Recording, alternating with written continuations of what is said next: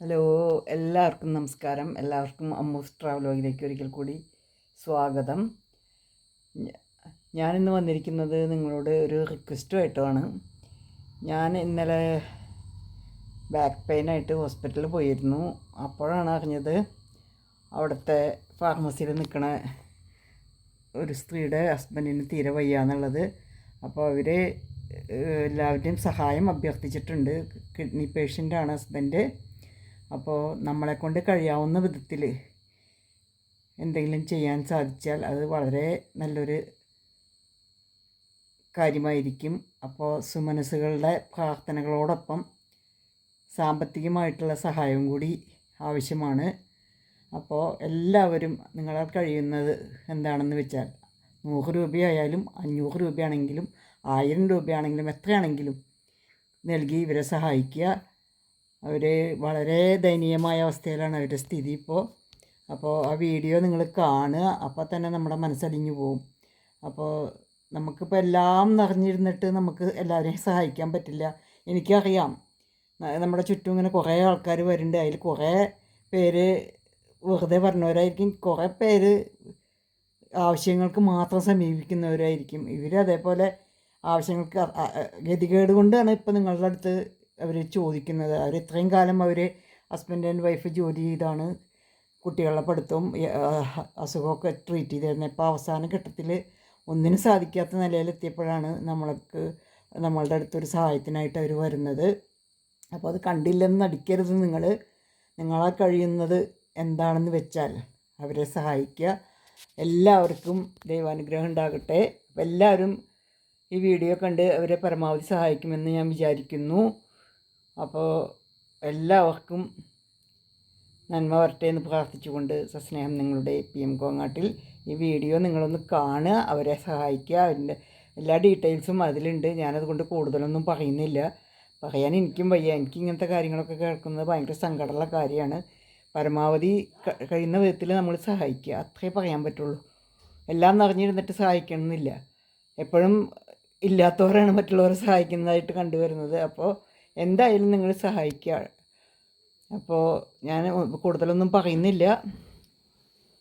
നിങ്ങൾ നൽകുന്ന ഓരോ രൂപയും ഓരോ പൈസയും അവർക്കിപ്പോൾ വളരെ വിലപ്പെട്ടതാണ്.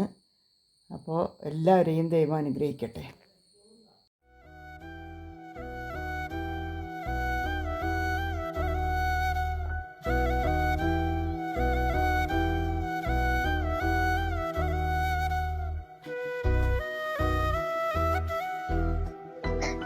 സഹായിക്കും. അച്ഛന് വേണ്ടിട്ട് കുഞ്ഞിനുണ്ടാവുന്ന ഒരുപാട് ആഗ്രഹമുണ്ട്. എനിക്ക് വേണ്ടിട്ടെങ്കിലും ഏതൊന്ന് പ്രാർത്ഥിക്കും. പറ്റുന്ന ഹെൽപ്പ് ഒന്ന് ചെയ്യാമല്ലോ. ഇതെന്റെ അച്ഛനാണ്. അച്ഛന് അസുഖമായിട്ട് കുറെ കാലായി. ഡോക്ടർ പറഞ്ഞു ഓപ്പറേഷൻ നടത്താൻ. നിങ്ങളെല്ലാവരും ഹെൽപ്പ് ചെയ്യണം എൻ്റെ അച്ഛനെ. എൻ്റെ അച്ഛന് വേണ്ടി നിങ്ങളെല്ലാവരും പ്രാർത്ഥിക്കണം. അച്ഛന് 2 കിഡ്നിയും തകരാറാണ്. 5 വർഷമായി ഡയാലിസിസ് തുടങ്ങിയിട്ട്. അപ്പൊ അച്ഛനെ ഞങ്ങക്ക് ഞങ്ങളെ ലൈഫിൽ ഇനി അച്ഛൻ കാണുന്നുണ്ട്. അതുകൊണ്ടാണ് നമ്മളെല്ലാവരും സഹായിക്കുക. എങ്ങനെയെങ്കിലും കഷ്ടപ്പെട്ടിട്ട് ഞങ്ങൾ ജോലി ചെയ്തിട്ട്, ഏട്ടൻ ജോലി ചെയ്യുന്നുണ്ട്, ഏട്ടൻ്റെ ഡയാലിസിസ്, ഞാൻ എൻ്റെ ജോലി ചെയ്യുന്നുണ്ട്, മക്കളുടെ കാര്യം അങ്ങനെ തുടർന്ന് പോവാമെന്നാണ് വിചാരിച്ചിരുന്നത്. പക്ഷെ ഇപ്പോ അതുകൊണ്ടൊന്നും ശരിയാവണില്ല. അതുകൊണ്ടാണ് നിങ്ങളോട് ചോദിക്കേണ്ടി വരുന്നത്. ഇപ്പൊ വളരെ അത്യാവശ്യമായിട്ട് ട്രാൻസ്പ്ലാന്റിന്റെ കാര്യം എത്തിയിട്ടുണ്ട്. ഞങ്ങളെ കൊണ്ട് ഒരു നിവൃത്തിയില്ലാത്ത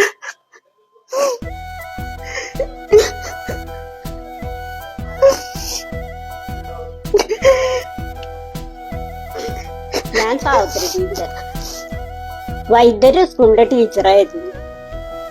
പിന്നെ HM റിട്ടയർ ചെയ്തു. ഇതെന്റെ മകൻ വിനോജ്, എന്റെ കുട്ടികൾ, എന്റെ സഹോദരങ്ങൾ, എന്റെ ടീച്ചേഴ്സ്, ആ വിദ്യാലയത്തിൽ നിന്ന് പഠിച്ചു പോയിട്ടുള്ളപ്പോൾ മഹാന്മാരായിട്ടുള്ള പല ആളുകളും ഉണ്ട്. അവരെല്ലാവരും എല്ലാവരോടും ഞാൻ പറയുകയാണ്, എങ്ങനെയെങ്കിലും എൻ്റെ മോന്റെ ജീവൻ രക്ഷിക്കാൻ വേണ്ടി, അവന്റെ കിഡ്നിയുടെ അസുഖം പരിഹരിക്കാൻ വേണ്ടി നിങ്ങൾ മനസ്സറിഞ്ഞ് സഹായിക്കണം. എന്റെ കുട്ടികളുടെ കാര്യം ആലോചിക്കുമ്പോഴാണ് എനിക്ക് വിഷമം. ഞാനില്ലാണ്ടായി കഴിഞ്ഞാൽ അവരുടെ കാര്യങ്ങളൊക്കെ നോക്കാൻ ആരും ഉണ്ടാവില്ല. നിങ്ങളെല്ലാവരും എന്നെ സഹായിക്കണം. എനിക്ക് കൈനീട്ടാൻ വേറെ ആൾക്കാരെ അതുമില്ല. എല്ലാവരും സഹായിക്കണം, പ്രാർത്ഥിക്കണം. വിഷമിക്കണ്ടാ, ഒക്കെ ശരിയാവും കേട്ടാ. മോൻ രക്ഷപ്പെടും, പഠിക്കണ്ട. നിങ്ങൾ ഒന്നില്ലെങ്കിൽ എത്രയോ കുട്ടികളെ പഠിപ്പിച്ചുള്ള ആളാണ്, ഒന്നും കുഴപ്പമില്ല. വിഷമിക്കണ്ട, നമ്മളെല്ലാവരും വന്നിട്ടുണ്ട്. നമസ്കാരം, ഞാൻ സാജൻ കേച്ചേരിയാണ്. ഞാൻ ആദ്യമേ പറയട്ടെ, ഈ ടീച്ചറുടെ, അതായത് ബിനോജിന്റെ അമ്മയാണ്, ഈ ടീച്ചറുടെ കണ്ണീര് ആരും കാണാതെ പോകരുത്. കാരണം ഈ ബിനോജിന് എത്രയും പെട്ടെന്ന് കിഡ്നി മാറ്റി വെക്കണം. ഈ നാട്ടില് അതായത് ജനകീയ കമ്മിറ്റി രൂപീകരിച്ചിട്ടുണ്ട്, കൗൺസിലർ ചെയർമാനെ കൂടിയിട്ടുള്ള ഒരു കമ്മിറ്റി രൂപീകരിച്ചിട്ടുണ്ട്, അവരുടെ പേരിൽ ജോയിന്റ് അക്കൗണ്ട് എടുത്തിട്ടുണ്ട്, കാര്യങ്ങളൊക്കെ ഉണ്ട്. നമുക്ക് എത്രയും പെട്ടെന്ന് ബിനോജിന്റെ കിഡ്നി മാറ്റി വെക്കണം.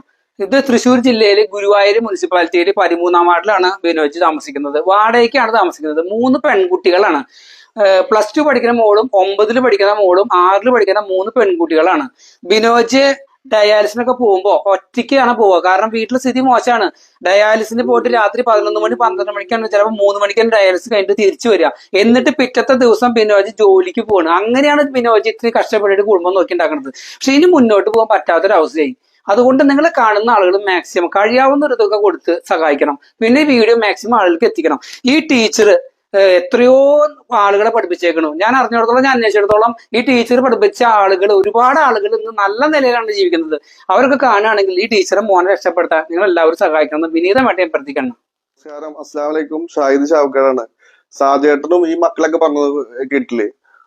ഏറ്റവും അർഹതപ്പെട്ട കേസാണ്. ഒരു നിവൃത്തിയും ഇല്ലാത്തതാണ് നമ്മുടെ മുന്നിൽ കൈ നീട്ടുന്നത്. ആരും കൈവിടരുത്.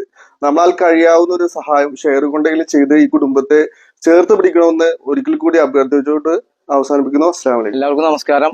എൻ്റെ പേര് CS സൂരജ്, ഗുരുവായൂർ നഗരസഭയിലെ കൗൺസിലറാണ്. ഞാൻ ഇന്ന് വലിയൊരു സഹായ അഭ്യർത്ഥനയുമായിട്ടാണ് നിങ്ങളെ മുന്നിൽ വന്നിരിക്കുന്നത്. എൻ്റെ വാർഡിൽ താമസിക്കുന്ന പ്രിയപ്പെട്ട ബിനോജേട്ടൻ, അദ്ദേഹം 10-15 വർഷക്കാലമായിട്ട് ഇരുവൃക്കകളും തകരാറിലായി ചികിത്സയിലാണ്. അദ്ദേഹത്തിന് ഇപ്പോൾ അടിയന്തരമായിട്ട് വൃക്ക മാറ്റിവെക്കൽ ശസ്ത്രക്രിയ മുന്നോട്ട് പോവുകയാണ്. വളരെ സാമ്പത്തികമായി ബുദ്ധിമുട്ട് അനുഭവിക്കുന്ന ഒരു കുടുംബമാണ്. അദ്ദേഹത്തിന് 3 ചെറുപ്പ പെൺകുട്ടികൾ മാത്രമേ ഉള്ളത്. നിങ്ങളുടെ എല്ലാവരും സുമനസ്സുകളുടെ സഹായം അദ്ദേഹത്തിന് ഉണ്ടാവണം. ഞങ്ങൾ ഈ നാട് ഒന്നടങ്കം അദ്ദേഹത്തിന്റെ പിന്നിലാണ് നിരക്കാണ്. ഈ വീഡിയോ മാക്സിമം ആളുകളിൽ എത്തിച്ച് അദ്ദേഹത്തിന്റെ ജീവിതത്തിലേക്ക് തിരിച്ചു കൊണ്ടുവരാനുള്ള ശ്രമം നിങ്ങളുടെ ഭാഗത്ത് നിന്നുണ്ടാവുമെന്ന് പറഞ്ഞു. നമസ്കാരം. നമസ്കാരം പ്രിയമുള്ളവരെ, എൻ്റെ പേര് ജമാൽ താമരത്ത്. ഞാൻ കൺസോൾ മെഡിക്കൽ ചാരിറ്റബിൾ ട്രസ്റ്റിന്റെ പ്രസിഡന്റാണ്. ബിനോജിനെ കഴിഞ്ഞ ഒരു 5 വർഷത്തോളമായി ഞാൻ നേരിട്ട് അറിയുന്ന ഒരു വ്യക്തിത്വമാണ്. ഈ ഭാരിച്ച തുക വഹിക്കാനുള്ള ഒരു സാമ്പത്തിക ശേഷി അവർക്കില്ല. അതുകൊണ്ട് 30 ലക്ഷത്തോളം രൂപ ചെലവുണ്ട്. സുമനസ്സുകൾ അദ്ദേഹത്തെ സഹായിക്കണം.